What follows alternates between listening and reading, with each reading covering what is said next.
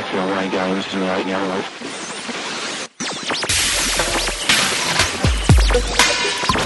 Broadcasting live to the world. Now, it's Sheila Zielinski. This is a very sinister Luciferian eugenics plan. These spineless weasels preach what people want to hear. They replace repentance with dreams of the good life. Mindless minions. Dying daily, taking up your cross, suffering and sacrificing have been superseded with name it and claim it.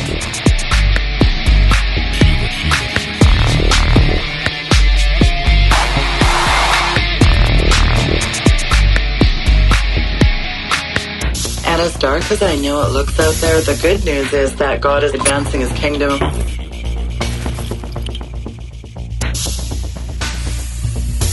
And it's very exciting to be a part of his great commission. It's Sheila Zielinski.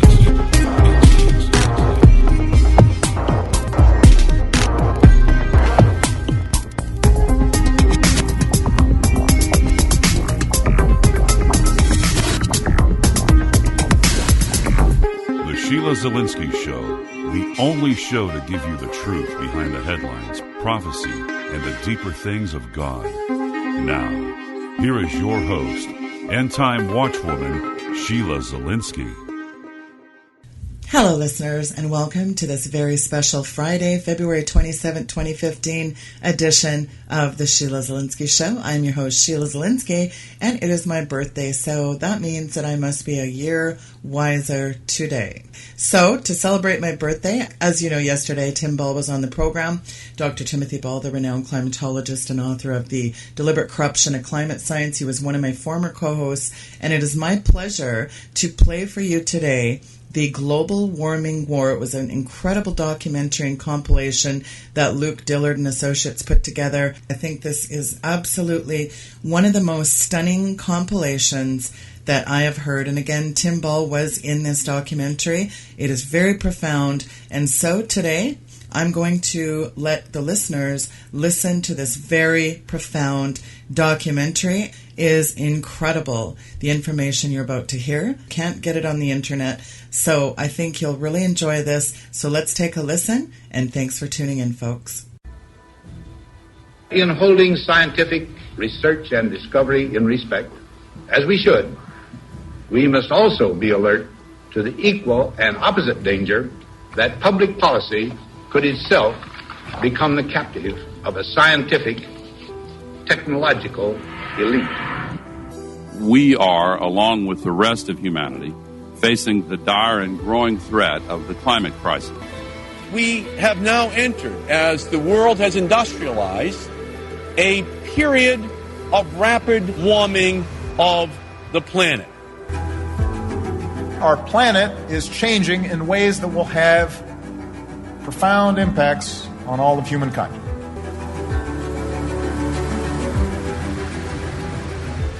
The world is getting warmer. Carbon dioxide is a very strong greenhouse gas. The last decade, year, and month are all the hottest on record. Human-initiated climate change is also contributing to extreme weather events. I'm here to say we need to act. And each day that we wait, we increase the risk that we will leave our children and grandchildren an irreparably damaged planet. Scientific, technological elite. The scientific, technological elite. Our next story, global warming. Not a story, but really a heated debate that's continuing because some scientists claim that there's no credible data to support the fact that the Earth is actually warming up. Well, global warming skeptics are holding their own meeting on the sidelines of the UN's climate conference in Copenhagen. A lot of people are changing their minds about the theory of man-made global warming. Some say global warming wasn't proved scientifically. Most of the mainstream media has embraced the theory of man-made global warming. Their whole message is one of fear-mongering. Scary stuff makes for good stories. This year, the Arctic ice cover has increased by 40%. Well, you won't read about that in the newspapers. 35,000 homes are at risk from rising sea levels and tides. Rising sea levels is a great tool to throw a scare into people. Polar bear population in danger of extinction. Polar bears have been increasing in numbers. More extreme droughts, floods, wildfires, and hurricanes. The bottom line is what the data says is that there is no increase in extreme weather activity. Since 2001, 9 of the 10 warmest years in the history of the planet has been recorded. The Earth has been here 4.5 billion years. For the last 16 years, there has been no global warming, even though the concentration of CO2 has risen. Computer models did not anticipate the fact that it hasn't warmed for the last 10 years or so. In other words, CO2 is not the tail that wags the dog. There's so many different theories as to what is causing the Earth to change. What is changing the climate? And I will tell you that it's the... Trillions are involved in the oil and gas industry. Funding a network of groups to challenge the existence of global warming. There isn't any funding by big oil. There's no money coming in. One of the die-hard arguments is the idea that all scientists agree that there's this huge consensus. And that just doesn't hold up. The greatest threat is that global warming pollution will continue unabated. Global warming is accelerating. They say the debate is over. We've never actually had the debate. All we want is a debate. The debate is skeptical, over. But not denial. You guys are over. The debate is over. Everybody's gone mad. Environmentalism has been taken over. In order to push a political agenda. And I call it scientific fascism. This is the greatest debate ever. We've declared war on climate change. What I want to present today and here is the anthropogenic global warming. That is, humans are causing global warming because of the addition of CO2 to the atmosphere.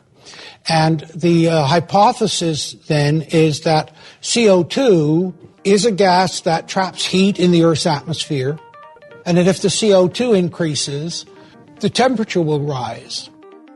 And of course, they then assume that the CO2 will increase because human activities, particularly industrial, will increase.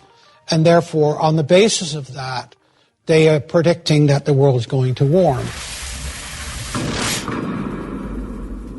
I want to do what is right then. If this global warming is truly a crisis, and if human beings are truly causing it, then we genuinely have a responsibility to do something about it.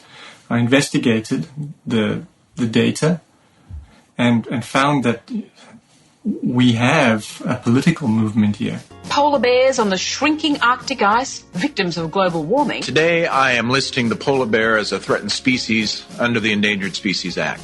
Today, a huge milestone by the Bush administration. Polar bears were declared a threatened species. I was invited by the U.S. Senate committee to testify on this matter, and that's when I reviewed the reports by the government on why there would be a decrease in the number of polar bears over time. As stated, the primary problem we're looking at today is what might happen to polar bears in the future. So I'm addressing this committee as an expert on forecasting. It turns out that if the evidence that we have indicates that over the last few decades, polar bears have been increasing in numbers. And they've been increasing in numbers because of restrictions on hunting. So in the face of this data, increasing polar bear population, the government managed to come up with a forecast that the population would decrease rapidly. We asked, did the author's procedures follow scientific principles? We did an audit of their procedures, and we found they violated roughly 80% of the principles. And they also were not very cooperative when we asked them for the data they used on polar bears. They said they would not provide it, and the reason was because they're using it. It was pretty clear that it was a political issue. Polar bears were heavily hunted throughout a good portion of the 20th century and even before, to the point where in the early 1960s, the polar bear population was down in the neighborhood of 4,000 or 5,000. And they truly were on the verge of going extinct. In about 1973, 72, there was an international treaty signed between Norway, the then Soviet Union, United States, and other countries that banned a lot of polar bear hunting. Since that time, polar bear populations have grown strongly. So today, we have a standing polar bear population of about 25,000, somewhere between 20 and 30,000 individuals. So the population in the past 40 years, when all of this global warming is supposed to be taking place, has actually quadrupled or increased fivefold. That borders on a population explosion. That's not a decrease. This shows you the Arctic ice. There's the North Pole right at the center here. You can see Greenland and Hudson Bay and Hudson Straits. This is the winter. This is the midwinter. And you can see that there's approximately 15 million square kilometers of ice at midwinter. But here is August of the same year. Look at the extent of the ice. And what's happened here is that every summer, at least 10 million square kilometers of ice melts, an area equal to the United States. That's normal. Every single year that happens. And hardly anybody knows that. It's a melt rate of 67,000 square kilometers. That's every single day. 67,000 square kilometers of ice melts. It's an area the size of West Virginia. Melts every single day. But can you see the headlines in the New York Times? Where it says, an area of Arctic ice the size of West Virginia melted today. It's the end of the world. And what isn't? It's normal.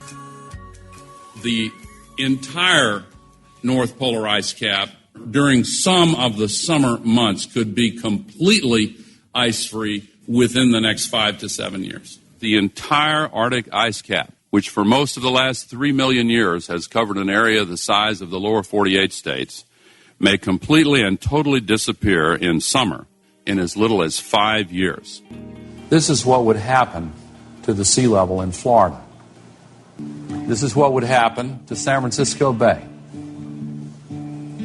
A lot of people live in these areas. The Netherlands, one of the low countries, absolutely devastating. The area around Beijing, that's home to tens of millions of people. Even worse, in the area around Shanghai, there are 40 million people. Worse still, Calcutta and to the east, Bangladesh, the area covered includes 60 million people. So Al Gore said it was going to be 20 feet sea level rise, but he didn't say anything when. Is sea level rising? There's no question of sea level rise. We're coming out of an ice age, right? I mean, when we had the ice age, sea level was, 20, 30 feet lower than it is right now. So from 1850 through today, 163 years, sea level has risen about 7.5 inches. And that comes out to what? About 0.05 of an inch per year. Actually less than 0.05 of an inch per year. And the predictions that some people are pushing these days are that the sea level is going to rise something like 12 inches in the next 7 years. That's about a 40-fold increase. So that's a wild prediction. And it's worse than that. It's not consistent with recent history at all. They're telling you, the sea level is going to rise. But in fact, what's been happening is you see in the last about 8,000 years, increase of the sea level has actually leveled off. Everybody that has looked at the data cannot find an acceleration. But the global warming enthusiast is forecasting acceleration. And it's very unfortunate. Sea level will continue to rise, there's no question about it, but it's not accelerating. End of story. Historically, geologically, we have had temperature changes that dwarf the ones we're facing today. And in the face of that, these people are claiming sea level changes that dwarf the ones we faced during those much more erratic times. Al Gore said, sea level was going to rise and inundate all these cities, and said he built a huge multi-million-dollar house right next to the ocean. So he really wasn't believing his own story. In a world that's getting warmer than it used to be, all weather events are affected by it. More extreme droughts, floods, wildfires, and hurricanes. So let's look at the actual facts. Hurricanes at or low 30, 40-year historic lows for tropical cyclone activity. We are going on now 7 or 8 years since a major Category 3 or larger landfalling hurricane has hit the United States. The longest period, the 8 years, since 1900 or earlier. Some say since the Civil War, some say since at least 1900. So the best way to say it is there's a dearth of hurricane activity. Then you look at droughts and floods. Well, in the peer-reviewed literature, floods go back in 127 years, show no trend. Droughts are actually on a declining trend. 2012 drought wasn't as bad as the 1980s drought, which wasn't as bad as the 1950s drought, which wasn't as bad as the 1930s drought. Big tornadoes, F3 and larger, are down dramatically since the 1950s. And we know those are consistent because you don't need radar and Doppler to know if an F3 or larger tornado hits. That's a pretty devastating thing. The only thing that's increased is the one storm they said we'd see less of, the snowstorm. They predicted that snow would be a very rare event for most cities in the big cities of mid-latitudes. Instead, London's been buried 5 years in a row by snow. We've had big snowstorms in the eastern United States. In the hemisphere, 4 of the 5 snowiest winters on record have occurred in the last 6 years. We had record-setting snowstorms in the eastern United States the past couple years ago. I believe the name the media coined was Snowmageddon. And then they turned around a week later and said, well, that's a result of global warming. The theory that explains everything, in fact, explains nothing. They predict global warming will cause more snow in the winter, global warming will cause less snow. Global warming will cause more drought, global warming will cause less drought. I think that's why they changed the name from global warming to climate change, because now any event, cold weather, hot weather, storm, flood, freezes, drought, can be attributed to man-made climate change. They keep talking about climate change as if this is something bad, but climate changes. And it's very difficult to argue that you can't stop it, really. They seem to think that human activity can stop it from changing altogether, and it can't be done. And the problem is that it's not really forecastable. You can't really be sure what's going to happen next. Barbara Boxer, the head of the Environment and Public Works Committee, has said recently that we need to address the climate. We need a carbon tax or cap and trade because we have to prevent all these storms. We have to stop the floods and droughts, as though an act of Congress or the United Nations can control the weather. The official scientific view that promotes global warming alarmism is really not based on science or on data. It's based on computer modeling. Computer models. Computer models. Forecasting models. Computer models on global warming. Computer models. Computer models. Forecasting model. Computer models. The problem with the computer models is that although they have lots of interesting uses and they're very powerful, they can't forecast the future. They cannot predict what the temperature is going to be in 10 years, 50 years, or 100 years. And you see this from the model runs that were done in the 1990s that predicted that we would see significant increases in the global mean temperature by now. And yet, for the last 15 years or so, the global mean temperature has been flat. Computer models are faulty because they will admit to a very poor understanding of some of the very important factors: clouds, water vapor, the solar effect, ocean cycles. Yet they still manage to claim that they have 90% or greater certainty in what the models are telling them. And that's, of course, not possible and not reasonable and not validated by the actual data, which shows that temperatures have been flat for going on 17 years, even though CO2 has gone up 10% during that time period. This is a very simple diagram of how the computer models are supposed to work. They divide the world up into rectangles, as you can see here, and then, of course, they put into that a mathematical formula representing the weather in each of those rectangles. And then they do that for above the surface. So it becomes a cube above the surface piled up, different heights. But here's the problem. We got no data for over 80% of the world. What data are they putting into those squares? And when we get above the surface, we got even less data. We know virtually nothing about what's going on above the surface of the Earth. And so what are you building your model on? Well, what they tell you is they say, well, yeah, we don't have the data, but we use parameterization. And if that sounds like a cooked word, it is. It's a word for saying we're making it up as we go along. We subjected the IPCC scenarios to our forecasting audit, and there was 89 principles that were out of the 140 that were relevant to climate change forecasting. Of the 89, I believe it was 72 that they violated. Now, imagine that you were a doctor and you violated many principles, even one. That's not a good idea. For anyone to say they have a computer model that can accurately predict what's going to happen in the future is pure nonsense. So we're talking about the day-to-day weather, and as we've already said, predicting that out beyond 4 to 5 days is virtually impossible. Why? Because it's essentially chaotic. It's essentially chaotic. The science that really tells us about climate change more than meteorology is geology, because geology tells us what actually happened in the past. It's not based upon theoretical computer models that can be tweaked and fudge factors can be introduced. And if a model doesn't produce something we like, we can go back and change any one of 40 subjective factors. Geology tells us what actually happened in the past. The so-called skeptics will sometimes say, oh, this whole thing, this is a cyclical phenomenon. There was a medieval warming period after all. Well, yeah, there was. There it is right there. There are two others.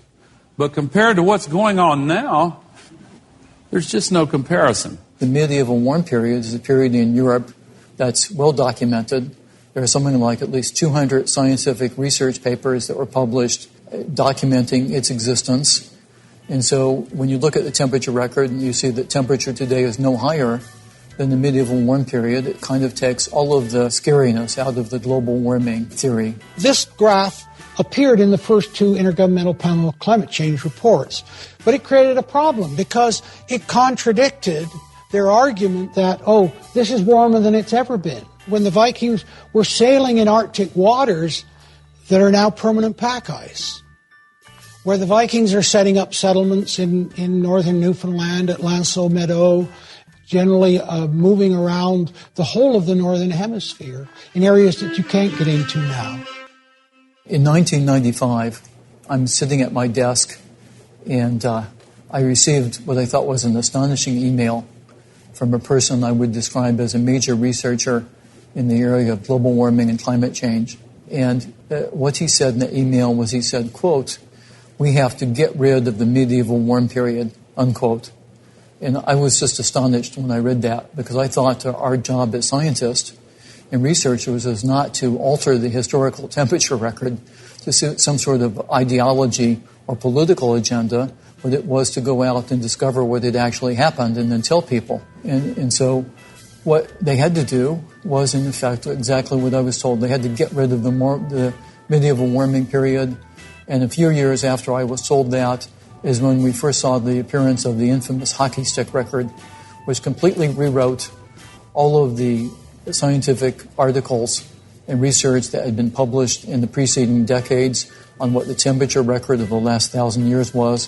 And all of a sudden now it was completely flat or declining temperature up into the 20th century when it shot up like a spike, and thus the name hockey stick, because the graph resembled the shape of a hockey stick. ClimateGate. ClimateGate. ClimateGate. ClimateGate. ClimateGate. ClimateGate. ClimateGate. ClimateGate. ClimateGate. ClimateGate. So ClimateGate was the name given to the release of emails from the University of East Anglia in the United Kingdom, and that happened in November of 2009. Either a whistleblower or a hacker, the person's never been found, released a couple thousand emails. Thousands of hacked emails and thousands of private email messages and documents had been stolen from its climate center. The documents were then made available to the public from a Russian server. The affairs made many people more skeptical about whether humans are really changing the climate. A top scientist caught up in the scandal stepping down. Here's the first one. The fact is that we can't account for the lack of warming. Bill Jones, who just resigned, said, "I've just completed Mike's nature trip to," and he goes on and he talks about, "to hide the decline in temperatures. I can't see either of these papers being in the next IPCC report. Kevin and I will keep them out somehow, even if we have to redefine what the peer-reviewed literature is." The reason that certain people wanted to, as they say, get rid of the medieval warm period was to alter the historical temperature record so that present-day temperatures would seem anomalously warm.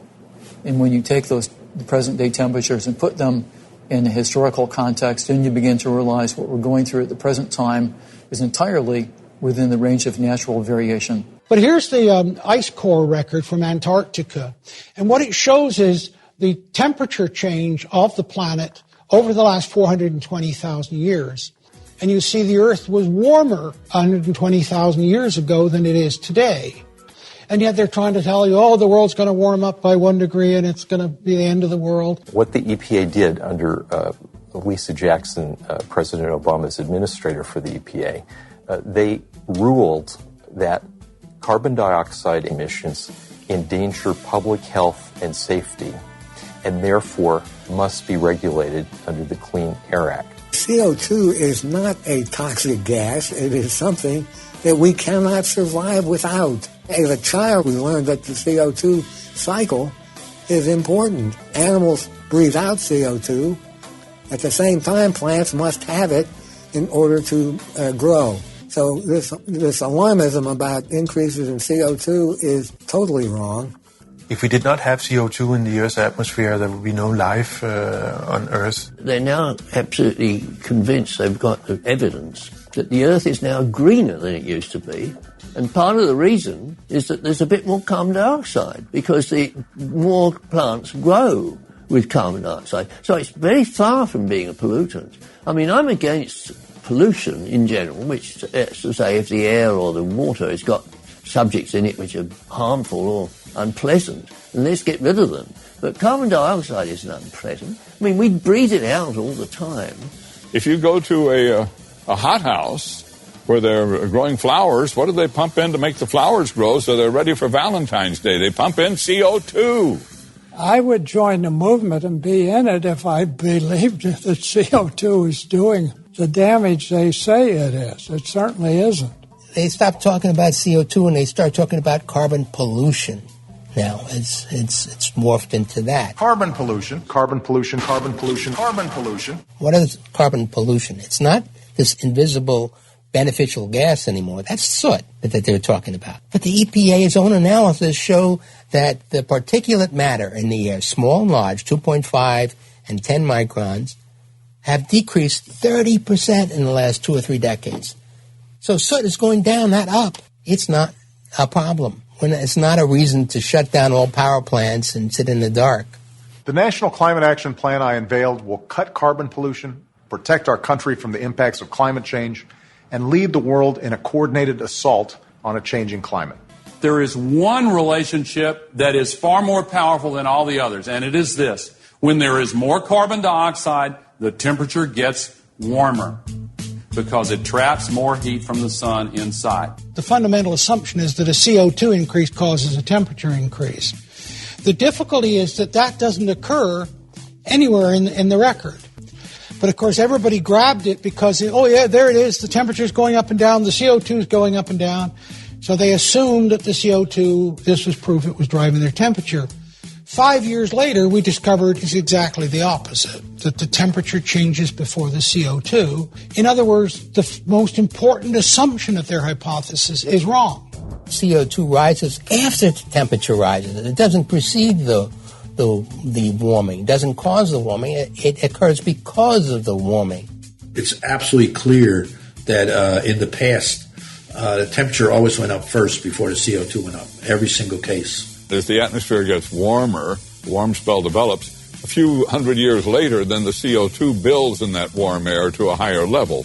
But it's not the other way around, where the CO2 builds and that drives the temperature up. It's as the air warms up, it can hold more CO2, so more CO2 stays in the atmosphere. Scientists are increasingly becoming disenchanted, and a large number of very high-profile physicists have come out, even Nobel Prize winners, and denounced global warming as the greatest scam in scientific history. For the last 16 years, there has been no global warming, even though the concentration of CO2 has risen. We haven't seen any global warming on average for 16 years now. That is completely the opposite of what we were led to believe was going to happen or was already happening. We've had no warming for 17 years. The last 16 years, we have had no global warming. The temperature has not gone up over the last about 15 years. For the last 16 years, we've had a plateau. It is true that We've had at least 10 years of flat temperatures. And by the way, none of the computer models that the Intergovernmental Panel on Climate Change relies on has predicted this hiatus in global surface temperatures. Now we come to a period of flat temperatures for the past 17 years, and the head of the IPCC says, "Oh, it's just a pause." And I say to him, "Excuse me, you talked about this incredible force, and now you're talking about a pause? Come on." When you start to look at CO2, it's not even an important gas in terms of total in the atmosphere. It's even less as a greenhouse gas. But they've tried to get around that by saying, oh, well, it's more effective. It's not as much volume, but it's more effective as a greenhouse gas. There's no evidence to support that at all. The really significant thing about that is that it's causing even some of the mainstream scientists to reassess what's called climate sensitivity, how much warming you get from a given increase in atmospheric greenhouse gases. It's the high sensitivity estimates that drive these outlandish doomsday scenarios. It's not just that the CO2 is not right, it's the human CO2 that doesn't match the evidence. And when you trace the history of that research, you find that the very man who started that research, a great scientist named Roger Revelle, that man who put out the first modern paper on CO2 as a global warming element, backed off 10 years later and said, wait a minute, we don't find that this is really a significant warming that's going on here. He co-wrote an article for the new science magazine called Cosmos at the time, in which he said, hold on a minute, this global warming thing, this carbon dioxide thing, it's not valid. But in the meantime, he had no other than Al Gore as a student in one of his classes at Harvard, and Al Gore had picked up on this global warming thing, and it became an absolute cornerstone of his life. So there we are, folks. A fallacy, bad science, and the scientists who started it backed off on it. Hundreds of factors impact global temperatures. And the idea that they isolate one on the margin, CO2, they try to regulate that one factor out of 100 and then think that our input, we can have some kind of impact that would somehow control temperatures, is not sustainable in the peer-reviewed literature. It's not sustainable in the scientific realm at all. In other words, CO2 is not the tail that wags the dog. If this is the complexity of the weather, and any one of these things can cause a change in the weather, why have they focused only on CO2? All the thinking that we're doing is all linear thinking. What do you mean by linear thinking, right? It means that, you put more CO2 in the air, it's going to absorb some heat, so the heat's not going to get away very fast, right? That's simple linear thinking, okay? The climate system is an extremely non-linear system. We're going to look back on this and wonder how in the world could we have been so gullible to believe that this little amount of CO2 could bring about these tremendous climate changes. So obviously this is not CO2, but that leaves us with the crucial question: what is changing the climate? And I will tell you that it's the sun changing the climate. The most important influence on climate is the one that drives the weather every day, and that's the sun. And people who deny the sun has a role in climate, the sun, how could it possibly affect the climate? Well, isn't it warmer in the afternoon after several hours of sunshine than it was early in the morning?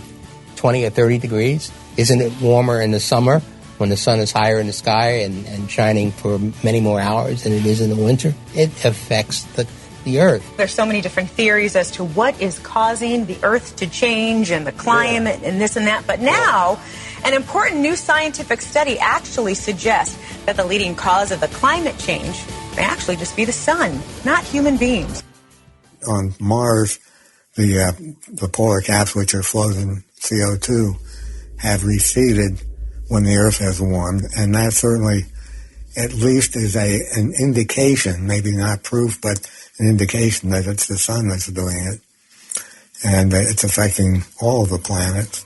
Clearly there's a link we don't fully understand or have not yet proven, but it seems to be there. The sun reached a peak of activity around 2000 then the ice caps, which are either water or carbon dioxide, started to melt on other planets.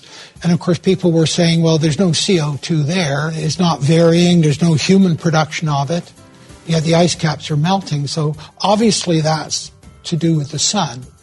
And of course, this then contradicted their argument that the sun had nothing to do with it. Something is amplifying the solar signal a factor of 5 to 7 times. And that amplifying factor fits beautifully with the changes in clouds. So clouds is probably very likely the amplifying factor that connects solar activity and climate on Earth.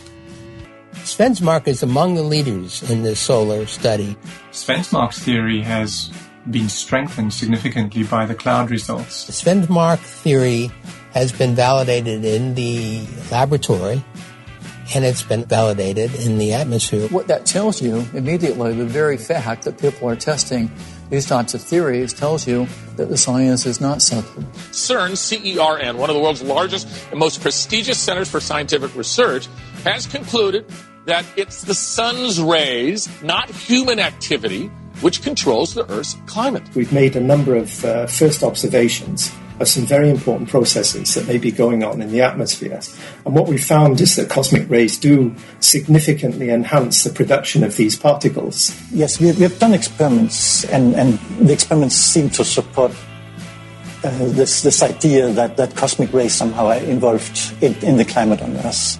You know how long it took to get this cloud experiment going, and Svensmark and Friis Christensen in Denmark had proceeded on their own and were barely recognized here. This is a grave threat to the biggest gravy train big science and, frankly, big academia has seen in decades. They're not just going to raise their hands and say, you know what, we were wrong. We have learned during the last 10, 15 years that the sun may be much stronger than believed by the IPCC. Here is a plot of the low cloud cover against the cosmic radiation, and you can see the very high relationship.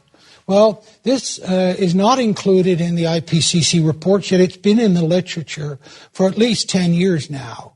And there was a bit of a flurry with somebody leaked the next draft of the report in which they claim that they're talking about this, but when you actually read it, they're not including it at all. And they actually downgraded in the last AR4 report the role of the sun by a factor of 7 instead of increasing the solar input into the models. So they're saying up to 1950, the sun explains over 50% of temperature variation, and then suddenly, in around 1950, it's CO2. But how can that be?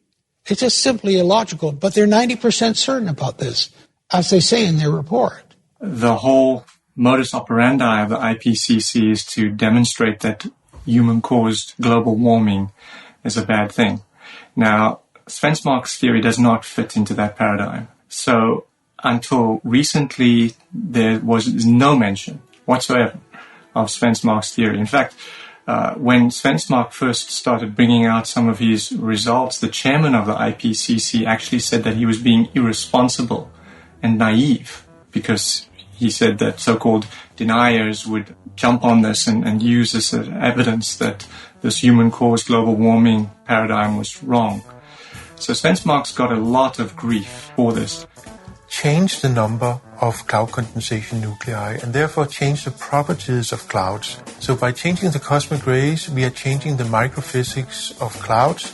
We change the microphysics of clouds, we change the temperature on Earth. The misconception that there's disagreement about the science has been deliberately created by a relatively small group of people. There are many thousands of scientists who have signed, for example, the Oregon Petition Project that expressly denies that there is persuasive scientific evidence that human emissions of CO2 and other greenhouse gases are causing or will in the foreseeable future cause dangerous global warming. One of the die-hard arguments is the idea that all scientists agree that there's this huge consensus. And that just doesn't hold up. You go to Geologic Congress in Norway in 2008, two-thirds of the presenters were skeptical, hostile, and dismissive of the United Nations climate view. In the case of the American Meteorological Society, the governing board got together, 24 or so members, issued a statement in line with the United Nations. Then they did it. Someone had the guts to do an internal survey of the actual meteorologists.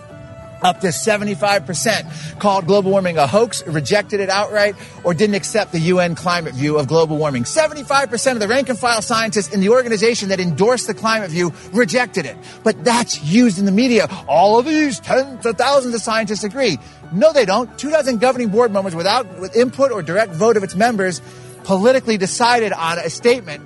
And then if you actually survey the members, it's the exact opposite. And so all it has to do is anyone who does the most basic, simple, and fundamental research can find out why we call this the climate con. The 3,000 best scientists in the world from 113 countries have issued 4 unanimous reports saying we've got to deal with it. Many people think that 2,500 scientists associated with the IPCC have endorsed the view that global warming is dangerous.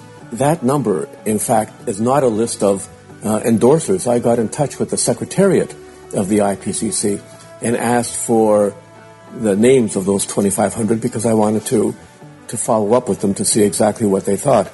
Well, the answer that came back from the IPCC first was that the names were confidential. At the time, they were confidential, so I couldn't have them. But also, they said that those were not endorsers. They were merely peer reviewers, people who had read one or more of the chapters that the IPCC produced in one of their mammoth studies. This is not by any means a matter of 2,500 scientists all agreeing on such and such. In fact, many of the scientists who are co-authors of the many articles that are reviewed and represented in the assessment reports actually disagree very seriously with the UN IPCC. The UNIPCC. The Intergovernmental Panel on Climate Change. Intergovernmental Panel on Climate Change. The IPCC. IPCC. IPCC. IPCC. IPCC, the Intergovernmental Panel on Climate Change. The Intergovernmental Panel on Climate Change of the United Nations, although they claim to be non-biased, objective group, has come with an agenda. And this is the group, by the way, that they argue is the consensus that proves that climate change is occurring.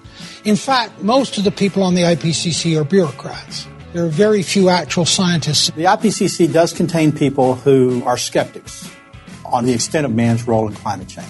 They get most of their work in the document, but it rarely is reflected in the summary for policymakers. Expert reviewers like myself can be experts from all over the world. They're not necessarily the authors of the final report. They are people who contribute, who give information which the authors then can choose to ignore or use. But there have been instances where actual authors of reports have had their own contributions ignored. We're told as a scientific organization, it's sheer nonsense. It's a political organization. The IPCC is nothing more than a political body masquerading as a scientific body. The IPCC was formed as essentially a political organization. The IPCC is this international climate panel, and I see the whole IPCC as more of political game. I don't think it's very important for science. Every report has what it calls a summary for policymakers. It's actually a summary by policymakers. The summary for policymakers is designed to support the global warming alarmist agenda. It is not designed to accurately and fully represent the science in the report. And I've always felt the summary report was written before the research was actually done. It's supposed to be a summary of the science, but what happens is politicians go in, look at the science, and cut what they don't like. In the science report, they tell you what's wrong with their data. They tell you all the limitations of it. But they know the media and the public are never going to read that. That's why they put the summary out before they release the science report. Because the summary is very different than what they're telling you in the science report. And it's a deliberate deception. Trillions are involved in the oil and gas industry in protecting the idea that somehow global warming is not man-made or even doesn't exist. That's where the trillions of dollars are. A new investigation by Mother Jones magazine has revealed that ExxonMobil has spent at least $8 million funding a network of groups to challenge the existence of global warming. So they have a weak scientific case, so what are they left with? Attacking and smearing their enemies and trying to show that they're evil people who are working against the public interest because they're going to get rich off it. Well, if I were going to get rich, I would find something to do besides this. So I'm not doing it for my pocketbook, and that's, of course, been the attack. And that's why they say, you're paid by the oil companies. We've never received a nickel. The global warming extremists talk about how big oil funds the counterattack, the skeptical movement against global warming. There isn't any funding by big oil. There's no money coming in. This isn't happening. My wife always asks me, well, when's that first payment from an oil company going to arrive? At the end of the day, the big money has been behind the global warming agenda, the big corporate money. The BP and Shell, two European oil companies, are very heavily promoting either cap and trade or a carbon tax.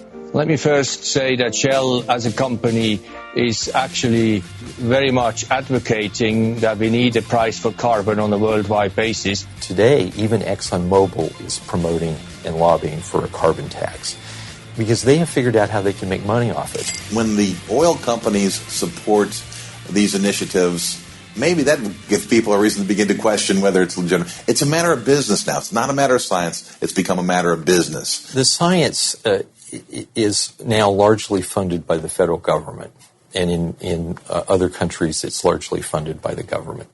And so the scientists who get funded are the scientists who are on board with the agenda. Unless you mention something about climate, your chances of being funded by the federal government are much reduced, especially at NASA. If you're a scientist and you want to study climate change, you'll get funding.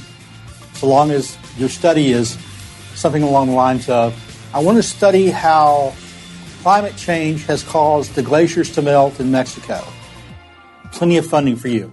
If you're a scientist who says, climate change has been blamed for melting glaciers in Mexico. I don't believe that's true, and here's why. I need funding to prove that. No funding is forthcoming.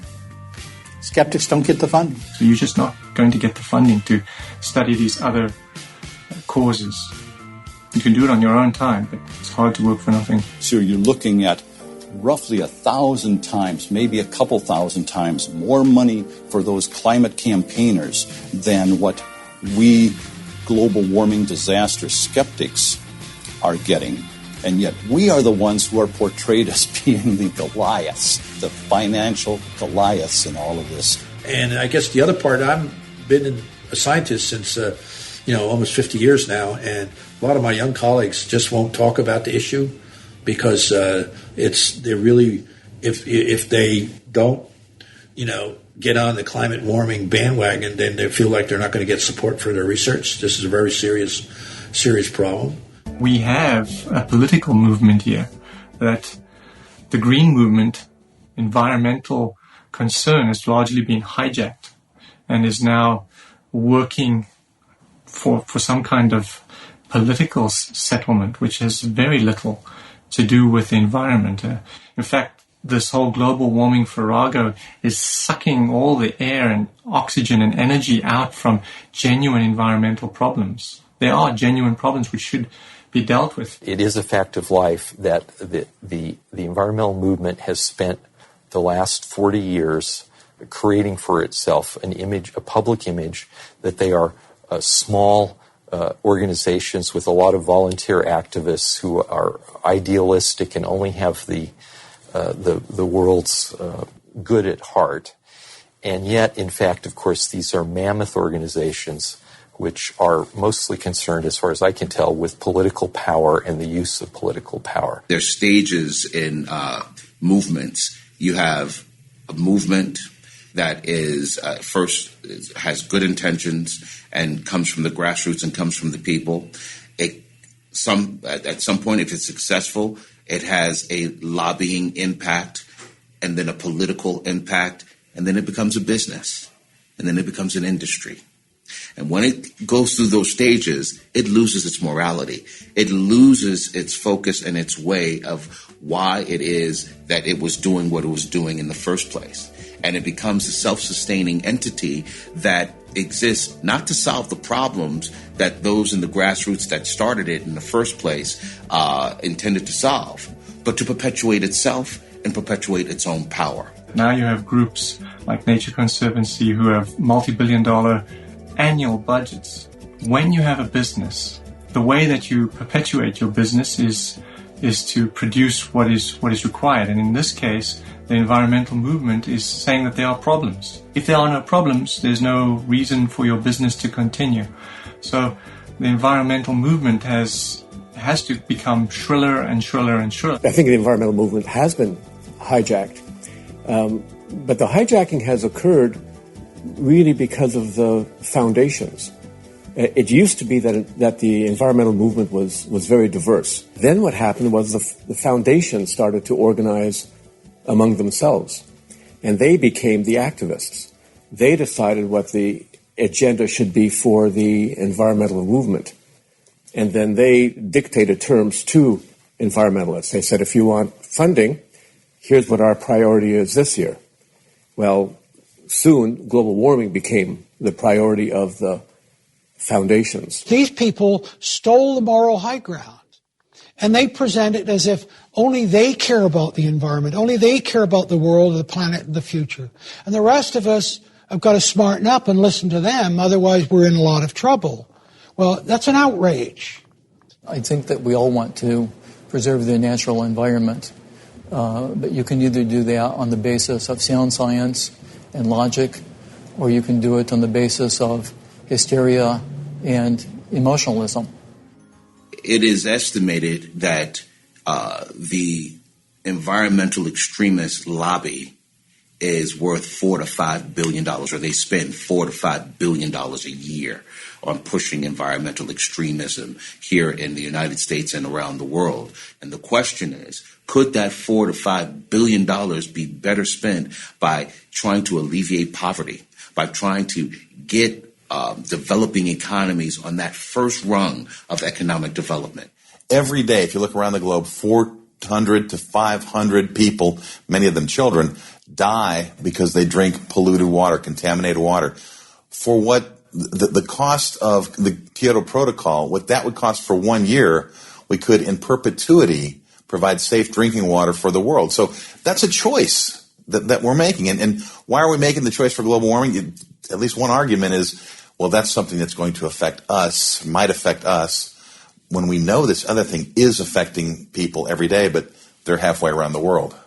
And that's what's happening right now. And you have people like James Cameron, who lives in literally, you can look at the pictures of Bel Air, double mansions next to each other, fly down to Brazil, stop a hydroelectric dam from being built that the leftist president Lula supports. He goes down there with Sigourney Weaver, and then flies home back to his, palaces after stopping running water and electricity for millions of people in Brazil. That is obscene, that is immoral, and ultimately it is fundamentally racist. Well, the money dedicated to global warming is all wasted. And it not only is wasted, but it actually does active harm. The problem with their wrong policies is that it has impacts on real lives. Until Washington, Paris, London, Rotterdam level their cities and return them to swamps, wetland, and jungles, that we had no business telling them how they should develop so-called sustainably and in harmony with the earth. Well, the bottom line is they are living in harmony with the earth. And harmony with the earth, when humans live in harmony with the earth, it's death, disease, poverty, misery, and short life expectancy and filth. These climate change alarmists claim that they are concerned about human health and human lives and environmental quality, but what they're doing is just the opposite. I think many people who advocate for global warming policy do have good intentions. They really believe that human emissions of CO2 are driving dangerous global warming. They really believe that these policies can reduce that warming and prevent some of the danger. I'm very sure that as far as motive is concerned, the vast majority of them are perfectly well-intended about all of this. But as you know, hell is paved with good intentions.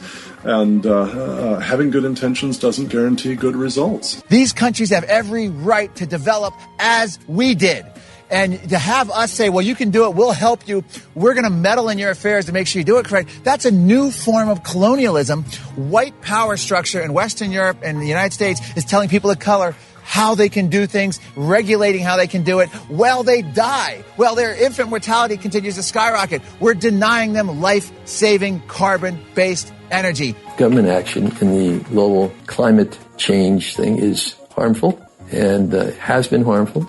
I've recommended to Congress that they immediately remove all funding for global warming. These risks have to be weighed against each other.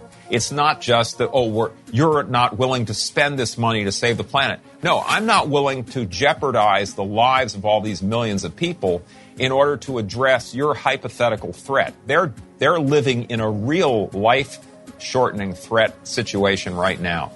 There's no cost-benefit analysis that is reasonably done here in this environmental movement. It seems that most of the prescriptions that are made end up doing more harm than good. They should be asking themselves, are we doing more harm than good? And they simply are not. They've bought into this paradigm. They've drunk the Kool-Aid, and they're going to follow it all the way. Doesn't matter who gets in the way or who gets hurt. For Americans, at least, the pain is going to be higher prices. You may have to change your diet. You may not be able to eat as much of what you want or as much. But for other people who are living on the edge of poverty, where the next meal is uncertain, decisions that are made because of environmental prerogatives are life and death. I think the moral high ground should be occupied by those of us who are opposing the energy rationing agenda. But in fact, the mainstream media continually presents it as a good versus bad story, where the people who want to increase energy poverty are the good guys, and the people who are fighting for abundant energy and prosperity are the bad guys. If you look back at the history, a man named Maurice Strong, who was a bureaucrat who wanted one world government, and he wanted to use the threat of climate change as the force through which he could tax the rich nations that were producing CO2 through burning fossil fuels and use that money for the poor nations and build this one world government. How did it become politics? The atmosphere doesn't know Republicans from Democrats. Science should not know Republicans from Democrats. It's a matter of doing good or bad science, we're all striving to do good science. In science, we're supposed to seek out people who disagree with us, because if we have a diversity of opinion, ultimately it's going to help us to the final truth. But that's not what's happening. What's happening is dissent is being suppressed for political means. Al Gore's propaganda. He wants you to bathe together. He wants you to ride your bike to work. They want you to take city transit. They want you to have a wholesale change in your lifestyle. And by the way, Al Gore and Leonardo DiCaprio walked out on that stage when Al Gore won the Nobel Prize in 2007 in Hollywood. And when they walked out, it flashed on the screen, take public transit as a way to lower your carbon footprint. Well, I posit one question. When was the last time Al Gore or Leonardo DiCaprio was seen on a city bus trying to save carbon emissions? Well, I think people need to be more circumspect. I think most people probably don't have the time to investigate everything that comes across the news. You reach a level where it's on the news a lot, you start to accept it. So people should look themselves and not rely on what is in the newspapers and on the media, which is grossly exaggerated. All I'm saying is, look, all you've heard is one side, and you should hear the other side and draw your own conclusions. When I first started writing about global warming deniers, there was a great deal of reluctance to speak out. They often would speak only off the record. They were very hesitant when they spoke. That's really quite changed. More and more are now willing to speak. I think they see that the tide is turning. People who were afraid to speak out about different things are finding voice. They're libeled, smeared, and denigrated by the media and the institutions. But they're finding voice, they're becoming more confident and more bold in speaking up. And that's what's happening in science.